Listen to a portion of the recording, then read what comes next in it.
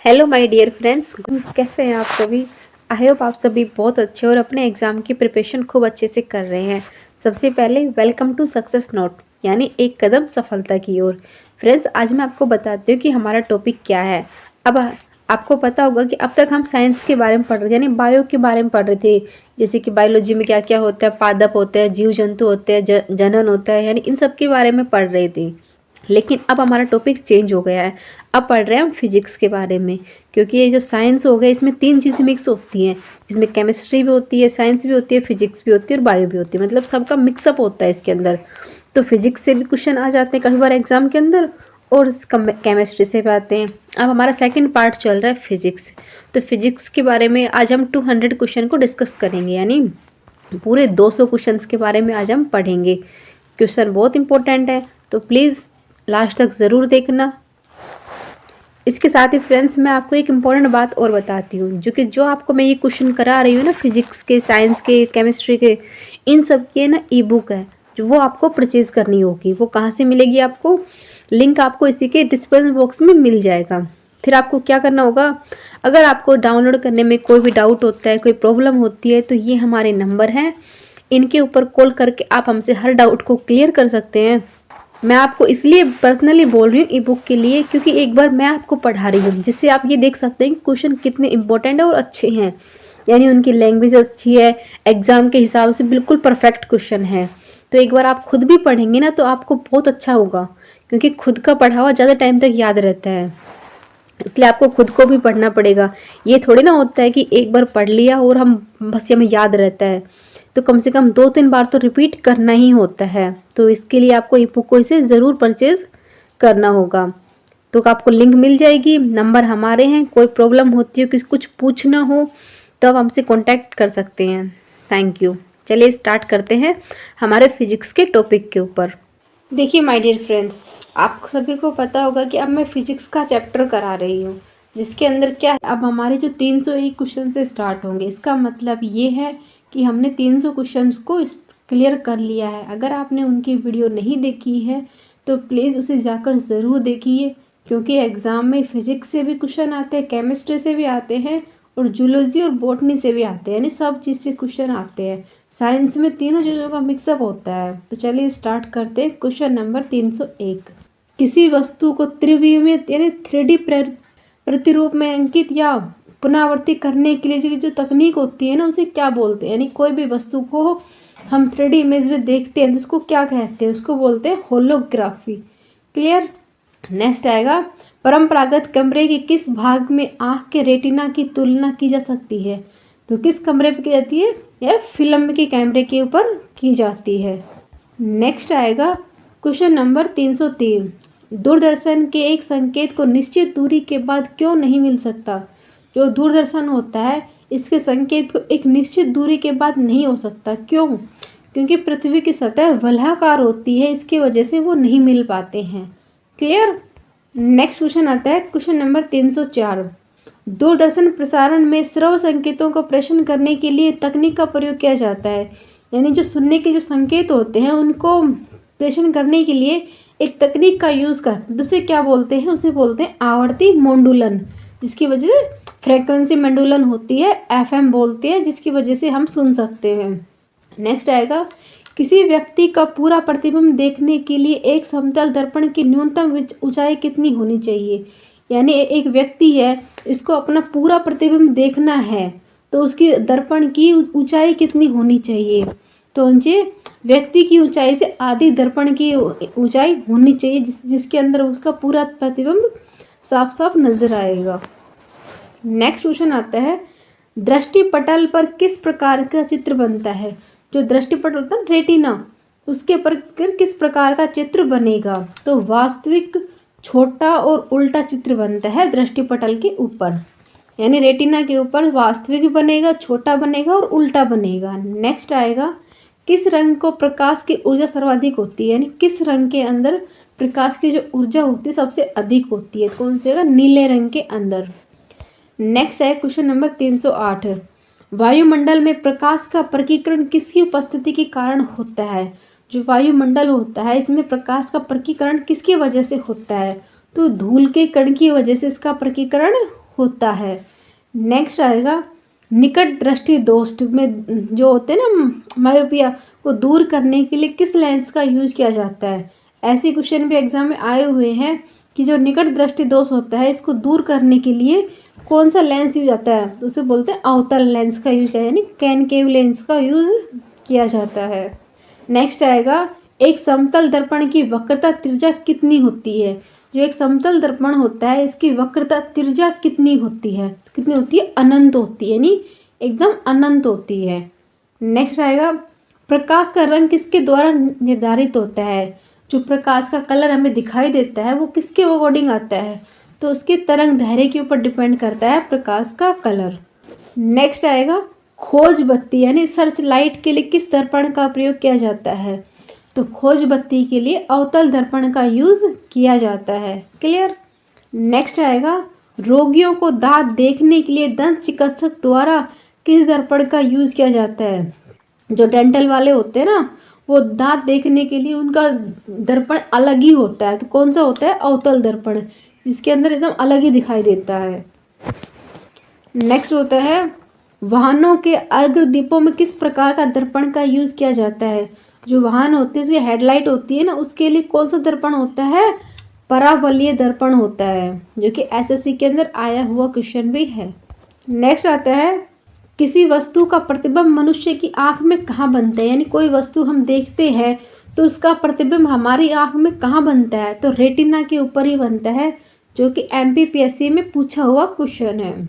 Next आता है समतल दर्पण की सहायता से किसी वस्तु को 3 प्रतिबिंब प्राप्त करने के लिए दर्पण में कितना कोण होना चाहिए, यानी समतल दर्पण की किसी वस्तु से हम 3 कोणों का प्रतिबिंब देखने के लिए दर्पण के बीच में कितने डिग्री का कोण होना चाहिए, 90 डिग्री का एंगल बनना चाहिए, जिसकी वजह से उसके 3 प्रतिबिंब नजर आएंगे। नेक्स्ट आएगा सूर्य द्वारा उत्सर्जित प्रकाश का रंग कैसा होता है, यानी सूर्य जो प्रकाश दिखाई देता है उसका कलर कैसा होता है, तो होता है श्वेत। क्लियर, जो कि एसएससी के अंदर आया हुआ क्वेश्चन है। नेक्स्ट हो जाता है डायोप्टर किसकी इकाई है। जो डायोप्टर होती है वो किसकी इकाई होती है, किसकी होती है, लेंस की क्षमता की होती है डायोप्टर इकाई। नेक्स्ट आएगा धूप में चश्मे की पावर क्षमता कितनी होती है, यानी जो धूप में हम जाते हैं तो जो चश्मे हम लगाते हैं तो उनकी पावर क्षमता कितनी होती है, तो उसमें 0 डी यानी डायोप्टर होते हैं, यानी 0 डायोप्टर होगा, यहाँ में डी का यूज डायोप्टर से किया गया है। नेक्स्ट आएगा एक वस्तु 2 समांतर समतल दर्पण के बीच रखी जाएगी तो उसमें जो प्रतिबिंब बनेगा उसकी संख्या कितनी होगी, यानी एक वस्तु है 2 समांतर समतल दर्पण के बीच में रखी हुई है तो उसके प्रतिबिंब कितने बनेंगे, यानी अनंत बनेंगे, बहुत ज़्यादा उसके प्रतिबिंब बन जाएंगे। क्लियर। नेक्स्ट आएगा एक लेंस का फोकसांतर 25 सेंटीमीटर है तो उसकी क्षमता कितनी होगी, यानी एक लेंस है जिसका फोकसांतर 25 सेंटीमीटर है तो उसकी जो लेंस क्षमता होगी वो कितनी होगी, वो होगी +4 डायोप्टर, डी का मतलब डायोप्टर से किया गया है। नेक्स्ट आएगा एक उत्तल लेंस की फोकस दूरी 0.2 मीटर है तो उसकी क्षमता कितनी होगी, तो कितनी होगी, +5 डायोप्टर। ऐसे पूछ लेते हैं तो आपको ये क्वेश्चन याद करने होंगे, इसीलिए तो मैं आपको बोलती हूँ आपको ई बुक ज़रूर परचेज करनी चाहिए, क्योंकि आपको पढ़ना पड़ेगा। एग्ज़ाम है, एग्ज़ाम आज का कंपटीशन इतना ज़्यादा बढ़ चुका है कि बिना पढ़े सोचे तुक्कों से होगा। अब तुक्के वाला टाइम नहीं रहा, आप पढ़ेंगे तो ही कुछ करेंगे, नहीं तो कुछ भी नहीं कर पाएंगे। नेक्स्ट आता है यदि किसी एकक लेंस की पावर में +2 डायोप्टर हो तो उसकी फोकस दूरी कितनी होगी, यानी इसमें उल्टा पूछ लिया, इसमें +2 डायोप्टर तो दे दिया लेकिन फोकस दूरी पूछ ली तो कितनी होगी, 50 सेंटीमीटर इसकी फोकस दूरी होगी। नेक्स्ट आएगा जल में वायु के में बुलबुला किस प्रकार की लेंस की तरह व्यवहार करता है, यानी जल के अंदर वायु का जो बुलबुला बनता है वो किस प्रकार का व्यवहार करता है, तो वो अवतल लेंस का जैसा दिखाई देता है। नेक्स्ट आएगा रमण प्रभाव का संबंध किस प्रकार की किरणों से है। जो रमण प्रभाव होता है वो होती है सभी प्रकार की पारदर्शी माध्यम की किरणें होती है रमण प्रभाव। एक वर्ड है रमण प्रभाव जिसका मतलब होता है सभी पारदर्शी माध्यम की किरण से। क्लियर। नेक्स्ट आएगा ध्वनि का पुनरुत्पादन के लिए सीडी ऑडियो प्लेयर के लिए क्या प्रस्तुत किया जाता है, यानी आवाज़ को मतलब बदलने के लिए, चेंज करने के लिए सीडी ऑडियो प्लेयर के लिए किस चीज़ की ज़रूरत होती है, कौन सी होती है, लेज़र बीम की। क्लियर। नेक्स्ट क्वेश्चन आता है, प्राथमिक रंग कौन कौन से बताए थे मैंने, लाल, नीला और हरा को एक साथ जोड़ने से किस प्रकार का रंग उत्पन्न होता है, यानी ये प्राथमिक कलर ऐसे हैं, इनको हम आपस में मिलाकर बहुत ज़्यादा रंग को मतलब क्रिएट कर सकते हैं। तो इन तीनों को अगर आपस में मिलाएंगे तो कौन सा कलर बनेगा, वो बनेगा श्वेत कलर। नेक्स्ट आता है, जब प्रकाश किसी प्रिज्म से होकर गुजरता है तो तब सूर्य का प्रकाश विभिन्न रंगों में विभाजित होता है, उसे क्या बोलते हैं, यानी जब सूरज का प्रकाश एक प्रिज्म से होकर गुजरेगा ना तो उसमें मतलब 7 कलर दिखाई देंगे, जैसे रेड से लेके वोलेट तक, यानी लाल से लेके बैंगनी कलर तक उसमें दिखाई देंगे। तो किसकी वजह से दिखता है, प्रकाश के विकिरण का विक्षेपण की वजह से उसके अलग अलग कलर हमें दिखाई देते हैं। नेक्स्ट आएगा, सूर्य से आने वाली प्रकाश किरणों की किस दर्पण की सहायता से एक बिंदु केंद्रित किया जाता है, तो किसकी सहायता से करते हैं, अवतल दर्पण से इसको यूज़ करते हैं प्रकाश की किरणों का। नेक्स्ट आता है, कमरे में किस प्रकार का लेंस का उपयोग किया जाता है, जो कैमरा होता है उसके लिए कौन सा करते हैं, उत्तल लेंस का। ये छोटे मोटे क्वेश्चन है तो याद होने ही चाहिए कि कैमरे में कौन सा लेंस होता है, चश्मे में कौन सा होता है, दूर के लिए कौन सा होता है, पास के लिए कौन सा होता है। तो ये तो आपको कोई सामने से पूछ भी ले तो भी आपको बताने होंगे, ये कोई आपको चेक भी कर सकता है कि आपने क्या पढ़ा है क्या नहीं पढ़ा है, तो ऐसे भी पूछ सकते हैं, तो आपको पता होना चाहिए।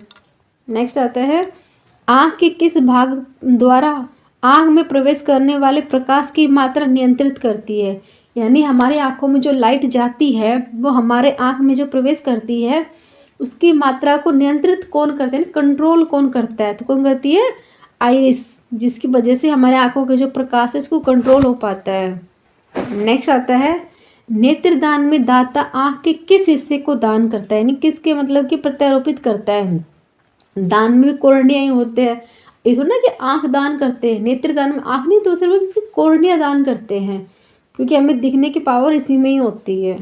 नेक्स्ट आता है, एक घड़ी साज घड़ी की बारीक पुंजों को देखने के लिए किस लेंस का उपयोग किया जाता है, तो किस लेंस का, आवर्धक लेंस का यूज़ किया जाता है, जो घड़ी साज होती है उसके लिए। नेक्स्ट आता है, जरा दृष्टि दोष के उपचार के लिए किस दर्पण का यूज़ किया जाता है, यानी किस लेंस का या किस दर्पण का यूज़ किया जाता है जरा दृष्टि दोष के लिए, तो किस होता है, बायोफोकल लेंस का किया जाता है जरा दृष्टि दोष के लिए। नेक्स्ट आएगा कि दूरबीन का आविष्कार किसने किया था, तो किसने किया था, गैलीलियो ने। नेक्स्ट आता है, तारे किस कारण टिमटिमाते हैं, ये तो बार बार एग्जाम में आया हुआ क्वेश्चन है कि तारे किस कारण टिमटिमाते हैं, तो अपवर्तन की वजह से तारे हमें टिमटिमाते हुए नजर आते हैं, लेकिन वो होते एक जगह पर ही हैं, प्रकाश अपवर्तन की वजह से वो हमें टिमटिमाते हुए नजर आते हैं। नेक्स्ट आता है, एक तालाब के किनारे एक मछुआरा मछली को भोले मारने से मारने की कोशिश कर रहा है, यानी एक तालाब के किनारे एक मछुआरा है जो मछली को भाले से मारने की कोशिश कर रहा है, तो उसे निशाना कैसे लगाना चाहिए बताइए। अगर निशाना लगाएगा तो कैसे लगाएगा, तो जहाँ मछली है उसके नीचे निशाना लगाएगा ना, तब वो मछली उसमें फंस जाएगी। अब देखो ऐसे क्वेश्चन पे एसएससी के अंदर 2-2 बार रिपीट हुए हैं कि एक तालाब के किनारे एक मछुआरा बैठा हुआ है, तो मछली को पकड़ने के लिए कहाँ निशाना लगाए, तो जहाँ पर मछली है ना उसके नीचे लगाएगा तो मछली फंस जाएगी। नेक्स्ट आएगा, 2 प्राथमिक रंग जैसे लाल और नीला को मिश्रण करते हैं तो सेकेंडरी रंग प्राप्त होता है, उसे कौन सा बोलते हैं, मैजेंटा, यानी जो पिंक कलर होता है, पिंक में बिल्कुल ही डार्क होता है मैजेंटा कलर, जो कि एनटीपीसी 2016 में आया हुआ क्वेश्चन है। नेक्स्ट आता है, हैलोजन पंपों में तंतु किस मिश्र धातु से निर्मित होता है, जो हैलोजन पंप होते हैं उसके जो तंतु होते हैं उसमें टंगस्टन और सोडियम का यूज़ मतलब मिश्रित अंग होता है। नेक्स्ट आता है, एक जलते विद्युत का तंतु किस तापमान पर होता है, यानी एक बल्ब है जो जल रहा है उसका जो तंतु होगा वो किस पे जाएगा, 2000 से लेके 25 सेल्सियस तक उसका टेम्परेचर जा सकता है। नेक्स्ट आएगा, स्टोरेज बैटरी को चार्ज करने हेतु किस धारा की आवश्यकता होती है? जो स्टोरेज बैटरी होती है ना, उसके लिए दिष्ट धारा की होती है आवश्यकता। नेक्स्ट आएगा, यांत्रिक ऊर्जा को विद्युत ऊर्जा में चेंज करने के लिए दो प्रमुख उदाहरण कौन से हैं? यानी यांत्रिक ऊर्जा को विद्युत ऊर्जा में चेंज करने के लिए टरबाइन और डायनोमो की आवश्यकता होती है। इसके प्रमुख उदाहरण इसके यही हैं, टरबाइन और डायनमो। नेक्स्ट क्वेश्चन आता है, फ्यूज़ में प्रयुक्त होने वाले तार की विशेषता क्या होती है? जो फ्यूज़ होता है ना, उसमें यूज़ करने के लिए जो तार की आवश्यकता होती है उसे क्या बोलते हैं? तो उसका कैसा होता है, उच्च प्रतिरोधक होता है और शक्ति और निगन गलनांक होता है। मतलब उसका जो गलनांक होता है ना के बराबर होता है, उसका जो प्रतिरोधक पावर होती है ना वो सबसे उच्च होती है, जिसके लिए फ्यूज के जो तार होता है उसमें इसकी विशेषता बताई गई है। नेक्स्ट आएगा, मानव शरीर में विद्युत प्रतिरोध कितना होता है? जो मानव का शरीर होता है इसमें जो मतलब विद्युत का प्रतिरोध होता है कितना होता है? 10 की पावर 10 ओम, यानी 10 की पावर 6 ओम होता है एक मानव शरीर का विद्युत प्रतिरोध। क्लियर। नेक्स्ट आता है, सामान्य ट्यूबलाइट में कौन सी गैस भरी होती है? जो सामान्य ट्यूबलाइट होती है ना, जो घरों में जलती है, उसमें कौन सी गैस होती है? आर्गन के साथ पारा भी होता है, यानी मरकरी वेपर होता है, जो सामान्य घरों के अंदर भरने वाली ट्यूबलाइट होती है। नेक्स्ट आएगा, विद्युत चालकता दृष्टि से सर्वाधिक सुचालक धातु कौन सी है? यानी विद्युत की चालकता की दृष्टि से सर्वाधिक सुचालक धातु कौन सी है? चांदी। क्लियर। नेक्स्ट आएगा, प्रतिदीप्त बल्ब में कौन सी गैस होती है? जो घर में जो बल्ब यूज़ होते हैं उसमें कौन सी गैस होती है? इसमें होती है मरकरी और नियोन। नेक्स्ट आएगा, अर्धचालक का उदाहरण है, यानी अर्धचालक हम बोलते हैं धातु वे क्या है, तो उसके उदाहरण कौन कौन से आपको बताना है। जैसे कि जर्मेनियम होता है, सिलिकॉन हो गया और सेलेनियम, ये तीनों ही इसके अर्धचालक के उदाहरण होंगे, जर्मेनियम, सिलिकॉन और सेलेनियम। नेक्स्ट आएगा, ताप के बढ़ने पर चालक पदार्थों में विद्युत प्रतिरोध, जो विद्युत चालकता पर क्या प्रभाव पड़ेगा? यानी ताप अगर बढ़ जाएगा तो जो चालक पदार्थ होते हैं उसके विद्युत जो प्रतिरोध होता है उसकी विद्युत चालकता पर क्या असर पड़ेगा? तो विद्युत प्रतिरोध जो बढ़ जाएगा और जो चालकता होती है वो घट जाएगी। जो अगर ताप बढ़ाएंगे तो प्रतिरोध तो बढ़ेगा और चालकता घट जाएगी। क्लियर। नेक्स्ट आएगा, इलेक्ट्रिक करंट में क्या यूनिट होती है? जो विद्युत धारा होती है इसमें जो यूनिट होती है उसकी क्या होती है? तो क्या होगी? एम्पियर। नेक्स्ट आएगा, प्रत्यावर्ती धारा को दिष्ट धारा में किसके द्वारा बदला जाता है? जो प्रत्यावर्ती धारा होती है उसको दिष्ट धारा में चेंज करने के लिए रेक्टिफायर की यूज़ किया जाता है, जो कि एसएससी के अंदर आया हुआ क्वेश्चन है कि प्रत्यावर्ती धारा को दिष्ट धारा में चेंज करने के लिए रेक्टिफायर का यूज़ किया जाता है। नेक्स्ट आएगा, विद्युत आवेश में भंडारित करने के लिए किस उपकरण का यूज़ किया जाता है? जो विद्युत आवेश होता है इसको भंडारित यानी इकट्ठा करने के लिए कौन सा आवेश होता है? वो होता है संधारित्र, जो कि उपकरण का यूज़ किया जाता है जिसमें विद्युत आवेश को भंडारित कर सकते हैं। नेक्स्ट आएगा, श्वेत प्रकाश की नली कैसे उत्पन्न की जाती है? जो श्वेत प्रकाश की नली होती है उसको उत्पन्न कैसे करते हैं? तो तंतु को गर्म करके श्वेत प्रकाश की नली को उत्पन्न कर सकते हैं। नेक्स्ट आएगा, विद्युत ऊर्जा को यांत्रिक ऊर्जा में परिवर्तित करने के लिए वाला उपकरण कौन सा होता है? यानी विद्युत ऊर्जा होती है जिसको यांत्रिक ऊर्जा में चेंज करने के लिए विद्युत मोटर का यूज़ किया जाता है। अब तो फ्रेंड आप समझ गए होंगे ना कि हमारे लिए ई बुक कितनी ज़रूरी है, क्योंकि क्वेश्चन यानी फिजिक्स से में इन 600 क्वेश्चन से बाहर से क्वेश्चन आ ही नहीं सकता, क्योंकि एग्ज़ाम में ऐसे क्वेश्चन ही आते हैं वो सारे क्वेश्चन इसमें लिए गए हैं, इससे बाहर तो हो ही नहीं सकता। तो अगर आपको ई बुक तो आपको लेनी ही होगी, क्योंकि आपके देखो केमिस्ट्री भी, साइंस भी, फिजिक्स भी, तीनों चीज़ क्लियर होती हैं, जिसके हर एग्ज़ाम के अंदर 8 से 10 क्वेश्चन तो आपको देखने को मिलेंगे ही मिलेंगे। यानी सोचो आपको 10 नंबर का प्रॉफिट हो रहा है, तो आपको ज़रूर से ट्राई करना चाहिए, यानी परचेज़ करना चाहिए। कुछ डाउट हो तो आप कॉल करके उसे क्लियर कर सकते हैं। नेक्स्ट आता है क्वेश्चन नंबर 355, जो प्रत्यावर्ती धारा होती है उसको मापने के लिए किसका प्रयोग किया जाता है? तो प्रत्यावर्ती धारा को मापने के लिए एमीटर का यूज़ किया जाता है। क्लियर। नेक्स्ट आएगा जो विभवांतर को मापने के लिए किसका प्रयोग किया जाता है? तो जो विभवांतर होता है उसको मापने के लिए वोल्ट मीटर का यूज़ किया जाता है। नेक्स्ट आएगा तड़ित चालक बनाने में किस धातु का यूज होता है? जो होता है ना तड़ित चालक होता है उसको बनाने के लिए किस धातु का होता है? तांबा यानी कॉपर का यूज़ किया जाता है। क्लियर। नेक्स्ट आएगा विद्युत उपकरण में अर्थ का प्रयोग जो उपयोग क्यों होता है? जो विद्युत उपकरण होता है उसमें अर्थ का यूज़ किसके लिए होता है? सुरक्षा के लिए। ये बात भी आपको याद होनी चाहिए। यानी मैंने बोला ना फिजिक्स में इससे बाहर कुछ नहीं जाएगा, तो इसलिए आपको बोल रही हूँ कि आपको ई बुक ज़रूर परचेज करनी चाहिए, क्योंकि आपका एग्ज़ाम है। आपको पता है कि मेहनत करेंगे तो सफल होंगे, नहीं करेंगे तो हम यहीं बैठे रह जाएंगे।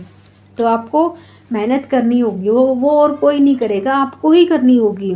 क्योंकि अगर ये टाइम चला गया ना तो समझ लो सब कुछ चला गया, क्योंकि टाइम है जो एक बार चला गया वो वापसी नहीं आता, चाहे आप कितना भी कुछ भी कर लो। तो ये टाइम पढ़ने का है तो इसे पढ़ने में इस्तेमाल करो। नेक्स्ट आएगा आदर्श वोल्ट मीटर की प्रतिरोधकता कितनी होती है? तो कितनी होती है? असीमित होती है। नेक्स्ट आएगा जो प्रतिरोध होता है उसका मात्रक क्या होता है? तो क्या होता है? ओम। क्लियर। नेक्स्ट आएगा किसी चालक के सिरों के बीच में जो विभवांतर होता है उसे बहने वाली जो धारा समानुपाती होती है, तो किसके होती है? वे ओम के नियम के समानुपाती होती है। नेक्स्ट आएगा एक कार की बैटरी की विद्युत अपघटन का उपयोग होता है, उसे क्या बोलते हैं? उसको बोलते हैं सल्फ्यूरिक अम्ल। क्लियर। नेक्स्ट आएगा कि लोहे के ऊपर जिंक की परत को क्या कहते हैं? यानी लोहे के ऊपर जो जिंक की परत लगती है उसको बोलते हैं गैल्वेनाइजेशन। जो लोहे के ऊपर जो जंग लग जाता है उसको बोलते हैं गैल्वेनाइजेशन। नेक्स्ट आएगा फराडे का नियम किससे बिलोंग करता है? जो फराडे का नियम है वो विद्युत अपघटन से बिलोंग करता है, यानी संबंध रखता है। नेक्स्ट क्वेश्चन है एक फ्यूज तार का उपयोग के लिए किया जाता है, यानी जो एक फ्यूज तार होता है उसका उपयोग हम किस लिए करते हैं? सर्किट से प्रभावित होने वाली विद्युत धारा को रोकने के लिए हम फ्यूज़ का यूज़ करते हैं। यानी ये तो आपको अच्छे से पता होगा कि हम फ्यूज़ का यूज़ कहाँ करते हैं। नेक्स्ट आएगा सामान्यतः सुरक्षा फ्यूज़ तार किसका बना होता है? यानी नॉर्मल जो सुरक्षा फ्यूज़ तार होता है वो किसका बना होता है? वो टीन और लेड की मिश्र धातु से बना होता है, जो कि एसएससी के अंदर आया हुआ क्वेश्चन है कि फ्यूज़ तार किसका बना हुआ होता है। नेक्स्ट आता है बर्फ़ को तोड़ने की तेज़ आवाज़ होती है। जब बर्फ़ अचानक टूटता है तो उसकी आवाज़ बहुत तेज़ होती है, जैसे पटाखा फूटा हो, उसी प्रकार से होती है। जिसका मुख्य कारण क्या होता है कि वो एकदम से फूट क्यों जाता है? क्योंकि बर्फ़ को तोड़ने से बर्फ़ के अंदर की जो होती है ना निर्वात वायु, वो बहुत तेज़ी से बाहर निकलती है, जिसकी वजह से बर्फ़ फूटता है तो उसमें बहुत तेज़ आवाज़ आती है। नेक्स्ट आएगा बिजली के बल्ब के अंदर हवा किस तरह से निकाल कर दी जाती है? जो बिजली के बल्ब होते हैं उसमें जो हवा होती है वो किसके थ्रू निकालते हैं? टंगस्टन तंतु का उपचयन करके उसको रोकने के लिए निकाल दी जाती है। क्लियर। नेक्स्ट हीटिंग एलिमेंट के रूप में किस तार का प्रयोग किया जाता है? तो हीटिंग एलिमेंट के लिए नाइक्रोम तार का यूज़ किया जाता है। क्लियर। नेक्स्ट आएगा जो ट्यूबलाइट बल्ब का ऊर्जा व्यय लगभग कितना % होता है? जो ट्यूबलाइट व्यय होती है ना उसमें जो उसका जो मतलब कि ऊर्जा का जो होता है ना लगभग कितना % भाग में वो चेंज परिवर्तित हो जाता है। तो कितना % होता है ट्यूबलाइट में? 60 से लेकर 70% तक चेंज हो जाता है, यानी ऊर्जा का व्यय हो जाता है। यानी एक तरह से एक जैसे हम एक बल्ब जलाएं, जैसे एक हम ट्यूबलाइट जलाएं तो हमें बचत होती है ना लाइट से, तो उसके लिए बोल रहे हैं कि हम कितना % बचा सकते हैं? तो 60 से 70% हम बचा सकते हैं ट्यूबलाइट से। नेक्स्ट आएगा किलोवाट घंटा इकाई क्या होती है? जो किलोवाट घंटा इकाई होती है वो क्या होती है? वो होती है ऊर्जा, विद्युत ऊर्जा को बोलते हैं किलोवाट की घंटा इकाई। नेक्स्ट आएगा वह कौन सी धातु है जिसका उपयोग विद्युत उत्पन्न करने के लिए किया जाता है? तो कौन सी है? यूरेनियम। नेक्स्ट आएगा भौतिकी का कौन सा नियम यह बताता है कि जब दो विद्युत आवेश के बीच में दुगनी दूरी हो तो उसके बीच में जो बल का पूर्व मान होगा वो 1/4 कम हो जाएगा? तो कौन सा नियम बताता है? वो कूलाम का नियम बताता है। अब एग्जाम में ये भी पूछ सकता है कि कूलाम का नियम क्या होता है, तो भी आपको बताना होगा। तो क्या नियम होगा? जब दो विद्युत आवेशों के बीच की दूरी को दुगना कर दिया जाए तो उनके बीच में जो बल लगेगा वो 1/4 कम हो जाता है। इसी को ही बोलते हैं कूलाम का नियम, जो कि एसएससी के अंदर पूछा हुआ क्वेश्चन है। नेक्स्ट आएगा, किसके द्वारा रासायनिक ऊर्जा को विद्युत ऊर्जा में चेंज कर सकते हैं? तो किसके, इलेक्ट्रॉन सोर्स के द्वारा इसको चेंज कर सकते हैं, रासायनिक ऊर्जा को विद्युत ऊर्जा के अंदर। नेक्स्ट आएगा, एक बैटरी द्वारा किस ऊर्जा को विद्युत ऊर्जा में परिवर्तित करते हैं? जो एक बैटरी की ऊर्जा होती है ना, उसको किस ऊर्जा को विद्युत ऊर्जा में चेंज कर सकते हैं? तो कौन सी होती है? रासायनिक ऊर्जा। यानी क्वेश्चन सेम है लेकिन इसकी लैंग्वेज को चेंज कर दिया गया है।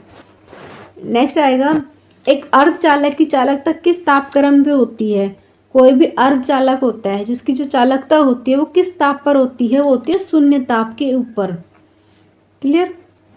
अब आता है, लकड़ी, रबड़, शुद्ध जल और चीनी मिट्टी के कागज में किसके उदाहरण हैं? अब एग्जाम में ये भी पूछ सकते हैं कि लकड़ी हो गया, रबड़ हो गया, शुद्ध जल हो गया, चीनी मिट्टी हो गई, कागज हो गया, तो ये किसके हो जाएंगे? ये होते हैं अचालक, जिनके अंदर कोई मतलब कि विद्युत करंट नहीं होता है, यानी अचालक पदार्थों की गिनती में सब आते हैं। अब आता है, अशुद्ध जल में कौन कौन से आते हैं? ग्रेफाइट, चांदी, इस्पात, किसके उदाहरण हैं? चालक पदार्थ के होते हैं। क्लियर।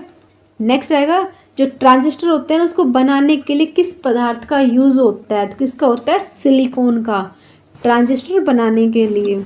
नेक्स्ट आएगा, नेक्स्ट आता है क्वेश्चन नंबर 380।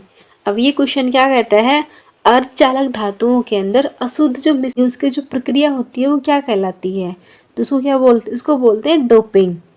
क्लियर। नेक्स्ट आएगा, एसी को डीसी में चेंज करने के लिए कौन से वोल्ट का मतलब किसका यूज़ किया जाता है? तो एसी का मतलब हो जाएगा अल्टरनेटिव करंट और डीसी का मतलब डायरेक्ट करंट। इन दोनों को चेंज करने के लिए डायोड का यूज़ किया जाता है। क्लियर। नेक्स्ट आएगा, चुंबक की आकर्षण शक्ति कहाँ पर सर्वाधिक होती है? यानी चुंबक की जो आकर्षण शक्ति है वो किस पे से अधिक है? तो आप सभी कभी देख भी लेना, तो चुंबक का जो दोनों किनारे होते हैं ना उसी के ऊपर उसकी आकर्षण शक्ति होती है और बीच में कुछ भी नहीं होता। नेक्स्ट आएगा, चुंबकीय कंपास की जो सुई होती है वो किस दिशा में दिखती है? तो चुंबकीय कंपास की सुई हमेशा उत्तर से दक्षिण की तरफ दिखाई देगी।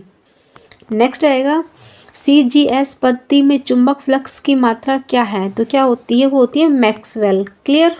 नेक्स्ट आता है, ऐसा ताप जो लोहे चुंबकीय प्रकृति को अनुचुंबकीय प्रकृति के माध्यम में चेंज करता है उसे क्या कहते हैं?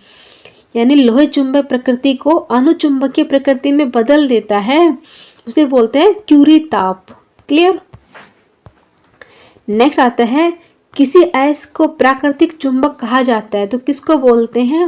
वो होती है मैग्नेटाइट, जिसको बोलते हैं प्राकृतिक चुंबन। क्लियर। नेक्स्ट आएगा, लेंज का नियम क्या बताता है? तो लेंज का नियम है चुंबक फ्लक्स का संरक्षण वाला लेंज का नियम।